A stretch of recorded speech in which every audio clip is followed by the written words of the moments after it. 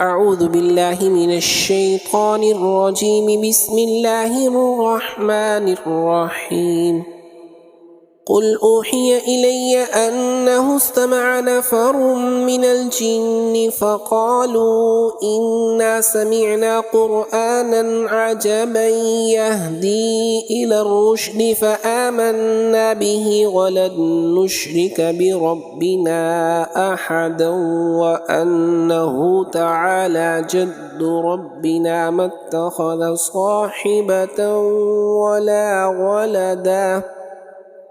وأنه كان يقول سفيهنا على الله شططا وأنا ظننا أن لن تقول الإنس والجن على الله كذبا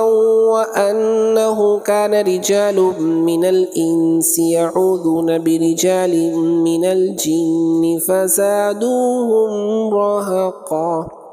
وأنهم ظنوا كما ظننتم أن لن يبعث الله أحدا وأنا لمسنا السماء فوجدناها ملئت حرسا شديدا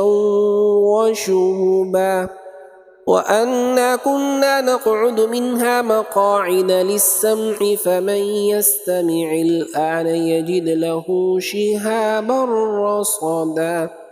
وأنا لا ندري أشر أريد بمن في الأرض أم أراد بهم ربهم رشدا وأنا منا الصالحون ومنا دون ذلك كنا طرائق قددا وأنا ظننا أن لن نعجز الله في الأرض ولن نعجزه هربا وأنا لما سمعنا الهدى آمنا به فمن يؤمن بربه فلا يخاف بخسا ولا رهقا وأنا منا المسلمون ومنا القاسطون فمن أسلم فأولئك تحروا رشدا وأما القاسطون فكانوا لجهنم حطبا وأن لم استقاموا على الطريقة لأسقيناهم ماء غدقا لنفتنهم فيه ومن يعرض عن ذكر ربه يسلكه عذابا صعدا وأن المساجد لله فلا تدعوا مع الله أحدا وأنه لما قام عبد الله يدعوه كادوا يكونون عليه لبدا قل إنما أدعو ربي ولا أشرك به أحدا قل إني لا أملك لكم ضرا ولا رشدا قل إني لن يجيرني من الله أحد ولن أجد من دونه ملتحدا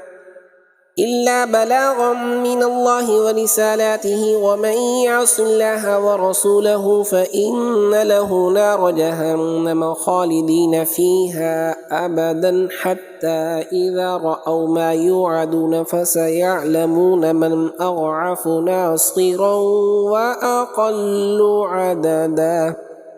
قل إن أدري أقريب ما توعدون أم يجعل له ربي أمدا عالم الغيب فلا يظهر على غيبه أحدا إلا من ارتضى من رسول فإنه يسلك من بين يديه ومن خلفه رصدا ليعلم أن قد أبلغوا رسالات ربهم وأحاط بما لديهم وأحصى كل شيء عددا صدق الله العظيم.